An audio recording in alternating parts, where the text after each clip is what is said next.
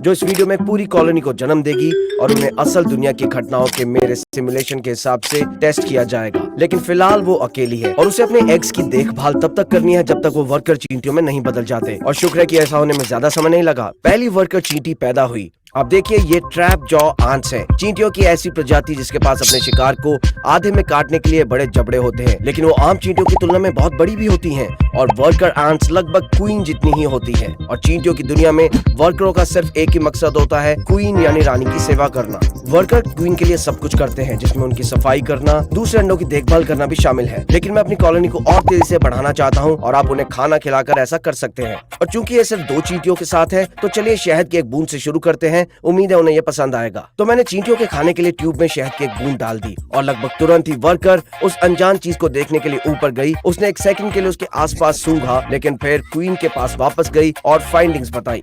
Worker ants queen aunt से अपना antenna रगड़कर बात कर पाते हैं। जब वो ऐसा करते हैं तो कुछ फेरोमोन रिलीज होते हैं जो ये सिग्नल देते हैं कि उसे शहद मिला है और क्वीन को ग्रीन सिग्नल मिल जाता है। लेकिन उस खाने के बजाय वर्कर ने असल में उस छोटी सी प्लेट को गिरा दिया और फिर अगले 10 मिनट में शहद पूरी रेत में गिर गया।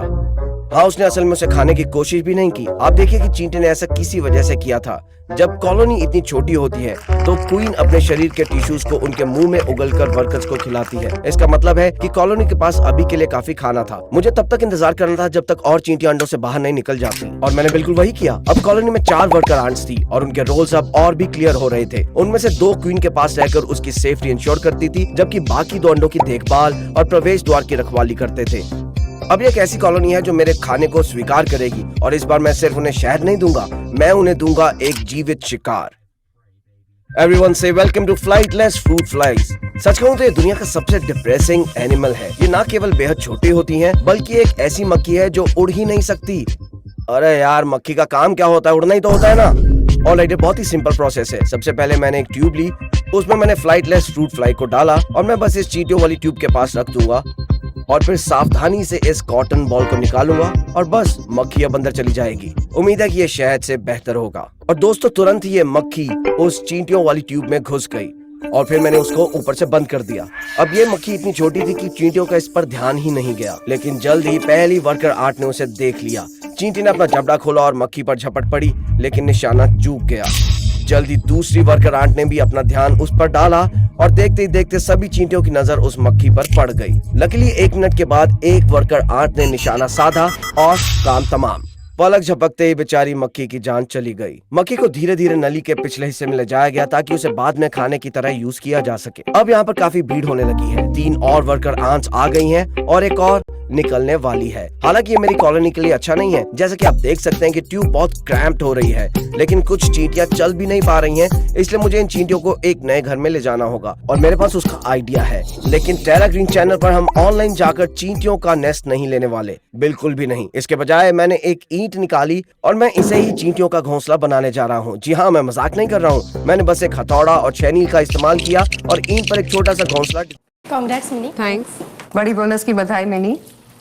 अब फाइनली बाबा के लिए घर खरीदोगी या दुनिया की परमिशन का वेट करोगी? सो मिनी, अब तो नई गाड़ी बनती है ना? पहले बाबा के लिए घर। जहाँ मुश्किल सपने वहाँ कोटक का साथ। हौसला है तो हो जाएगा। एक छोटा सा घोंसला डिजाइन कर दिया। आप जानते ही होंगे कि चींटियों की कॉलोनीज में आमतौर पर अपने घोंसले में इस तरह की कई छोटी छोटी तंग दरारें होती हैं, क्योंकि इससे उन्हें अंडे, भोजन और कचरा जैसी अलग अलग चीजें रखने में आसानी होती है। अपनी कार्विंग पूरी करने के बाद मैंने इसे ब्लू कलर से रंग दिया और फिर मैंने एक ट्रांसपेरेंट शीट से इसे ढक दिया। सबसे अच्छी बात यह है कि मैंने यहाँ एक छोटा सा छेद बनाया है जिससे मैं स्पंज से पानी निचोड़ सकता हूँ और इससे पूरे घोंसले में नमी का स्तर सही रहेगा, क्योंकि जाहिर तौर पर चींटियों को नमी पसंद होती है। खैर, ये रहा टेरा ग्रीन आंट नेस्ट, जो अब ट्रैप जॉ आंट्स के लिए तैयार है। मैंने एक ट्यूब ली और उसे मैंने उस नेस्ट के दूसरे एंड पर लगा दिया और इमीडिएटली एक वर्कर आंट का उसमें थोड़ा सा इंटरेस्ट जागा। उसे ये नहीं पता था कि वो कहाँ जा रही है, लेकिन वो सीधा अपने नए नेस्ट में जा पहुंची। उसका ये डिसीजन काफी ब्रेव था, लेकिन वहां जाते ही उसने उसे अच्छे से एक्सप्लोर किया और उसकी समझ में आ गया कि ये क्या है। वो काफी एक्साइटेड थी। वो वापस से उस ट्यूब से अपने पुराने नेस्ट में गई और वहां पर जाके सबको बता दिया कि उनका नया नेस्ट तैयार है, बट उन्हें इस ट्यूब के जरिए इस नए नेस्ट में पहुंचना होगा। मुझे इस नेस्ट को काफी आकर्षक बनाना होगा ताकि सभी आंट्स यहाँ पे आ जाएं। इसके लिए मैं कुछ चीजें करने जा रहा हूँ, लेकिन सबसे पहले शुगर वाटर ट्यूब को यहाँ पर लगाऊंगा कुछ इस तरह से। फिर इस ट्रांसपेरेंट इलेक्ट्रिक शीट को फिलहाल इस छोटी लाल इलेक्ट्रिक शीट से बदल दूंगा। मैं आपको बता देता हूँ कि चींटियों को अपने घोंसले के अंदर काफी अंधेरा पसंद होता है। मैं ये रेड एक्रेलिक यूज कर रहा हूँ क्योंकि इससे काफी रोशनी रुक जाएगी, लेकिन इतनी रोशनी रहेगी कि मैं अंदर देख पाऊँ। फिर मैंने अपनी स्टूडियो लाइट को ऑन किया ताकि उनके लिए नेस्ट अट्रैक्टिव हो जाए, और कुछ ही देर में वर्कर आंट्स अपने नए नेस्ट में चली गई और फाइनली हर चींटी को अपने नए घर के बारे में पता चल गया। और जबकि कुछ ने बचे हुए अंडों को उठाकर ले जाना शुरू किया, वहीं इस वर्कर आंट ने क्वीन आंट को नली के रास्ते नए घोंसले तक पहुंचाया। मैंने इस रेड एक्रेलिक शीट को लगा रहने दिया और जैसे कि आप देख सकते हैं वो अंदर काफी एक्टिव थी, इसलिए मैंने उन्हें पूरे 10 दिनों के लिए अकेला छोड़ दिया। और जब मैं वापस आया तो न केवल 2 वर्कर आंट्स पैदा हुई, बल्कि पूरी कॉलोनी अब और भी अच्छे तरीके से काम कर रही थी और ऐसा लग रहा था कि हर चींटी हमेशा कुछ ना कुछ काम में बिजी थी। उन्होंने क्वीन और सभी अंडों को अंदर रखने के लिए एक छोटी सी तंग जगह भी ढूंढ ली थी, और यहीं से मजा शुरू होता है, क्योंकि अब जब चींटियों के पास अपना छोटा सा नेस्ट है तो मैं उनके लिए अलग अलग एनवायरनमेंट बना सकता हूँ जहाँ जाकर वो अपना खाना ढूंढ सकती हैं। और जैसे कि आप देख सकते हैं मेरे पास पहली बाहरी दुनिया है। इस पहले आउटर वर्ल्ड के लिए मैं इसे सिंपल रखना चाहता हूँ। बस पूरे एनक्लोजर में ऑरेंज रेत बिछा देता हूँ, फिर को थोड़े पत्थर और एक छोटा कैक्टस लगा दूंगा, जिसे रेत में लगाना थोड़ा मुश्किल था और दस्ताने पहने होने के बावजूद भी ये मुझे चुभता रहा और इससे थोड़ा दर्द भी हुआ। अब सबसे इम्पोर्टेंट चीज, ये फ्लू ऑन। ये एक लिक्विड होता है जिसे आप रुई के गोले पर लगाकर बाड़े के ऊपर रगड़ते हैं।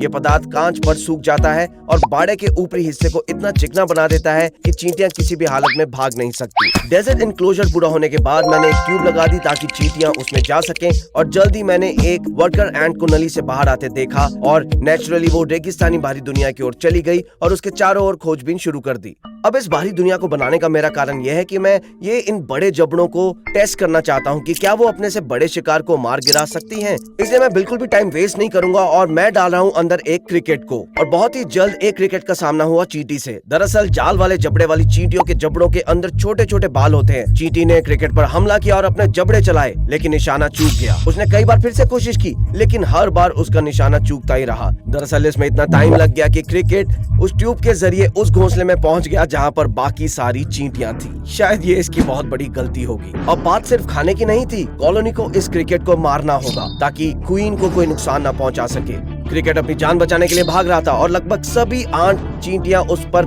टूट पड़ी थी। काफी समय लग रहा था, लेकिन आखिरकार इस वर्कर आंट ने पूरा ध्यान लगाकर निशाना साधा और जैसे उसने निशाना लगाया उसने क्रिकेट को बिल्कुल सही जगह पर पकड़ लिया। फिर उसने उसे उठाया और तब तक जमीन पर पटकती रही जब तक उसने हिलना बंद नहीं कर दिया। हाँ, ये काफी क्रूअल था, लेकिन कॉलोनी ने सक्सेसफुली डेंजर को एलिमिनेट कर दिया। खैर, अगले कुछ दिनों तक मैंने कॉलोनी की निगरानी जारी रखी, ये करने के लिए कि उनके अंडे ठीक से बढ़ रहे हैं, और मैंने उन्हें कुछ और फ्लाइंग लेस फ्लाइज भी खिलाई। आखिरकार अब बारी थी डे 97 की। कॉलोनी में 12 वर्कर आंट्स थी और एक क्वीन थी, लेकिन मैंने देखा कि नेस्ट में एक चींटी कोने में मरी पड़ी थी। शायद ये वर्कर आंट थी, क्योंकि कभी कभी उन पहली चींटियों का जीवन काल यानी कि लाइफ टाइम सिर्फ 1 या 2 महीने ही होता है। खैर, उस मरी हुई चींटी के बावजूद भी कॉलोनी अब अच्छे से आगे बढ़ रही थी, और इसी वजह से मुझे लगता है कि ये कॉलोनी अब एक पूरी नई बाहरी दुनिया के लिए तैयार है, क्योंकि जैसे कि आप देख सकते हैं कि उन्होंने रेगिस्तान को तो एक कचरे का मैदान बना दिया है। इसलिए मैंने एनक्लोजर निकाला और उसे बनाना शुरू कर दिया। इस एनक्लोजर के लिए मैं फर्श को इस सुंदर और शाइनी ग्रीन कलर की घास से ढकूंगा और डेकोरेशन को मैं बहुत ही सिंपल रखने वाला हूँ। बस शाल के 2 छोटे टुकड़े लगाए हैं और एंड में मैंने ये पाइप भी लगा दिया ताकि चींटियां इस तक पहुंच सकें। हालांकि मैं नहीं चाहता था कि वो जल्दबाजी करें, इसलिए मैंने उन्हें कुछ दिनों का टाइम दिया। डे 98 और डे 99 तक सभी आंट्स बहुत ही सेफ थी, लेकिन जब मैं डे 100 पर वापस लौटा तो मैंने देखा कि वहां पर सिर्फ एक ही आंट थी। मैं बहुत कंफ्यूज था कि बाकी की चींटियां कहाँ गई। शायद वो इधर उधर घूम रही थी, लेकिन मैंने डेजर्ट एनक्लोजर को देखा, वहां भी नहीं थी, यहाँ पर भी नहीं थी। पता है क्या हुआ? मेरे से ना गलती हो गई। एक छोटी सी दरार रह गई थी जिसमें से रातों रात सारी चींटियां निकल गईं सिवाय एक के। और ये कोई आम चींटी नहीं थी, ये थी क्वीन चींटी। रानी चींटियां बिना दूसरी चींटियों के साथ घोंसला नहीं छोड़ती, इसलिए वो 100 दिन भी यहाँ बिल्कुल अकेली थी, ठीक वैसे ही जैसे पहले दिन थी। ये सच में बहुत ही अजीब है। मेरा मतलब मैंने 100 डे के लिए काफी चीजें प्लान की थी, लेकिन अब मेरे पास कोई ऑप्शन ही नहीं है। यहाँ पर कोई भी वर्कर आंट बची ही नहीं है। अभी बस एक ही ऑप्शन बचा है। मैंने इस रुई का गोला लिया क्वीन आंट को उससे उठाया और उसे एक नई टेस्ट ट्यूब में डाल दिया। उसने एक बार पहले भी अकेले एक कॉलोनी की शुरुआत की थी, तो वो इस बार भी ऐसा कर ही लेगी। चलिए डेज काउंट करना बंद करते हैं और इसे एक बार फिर से करते हैं।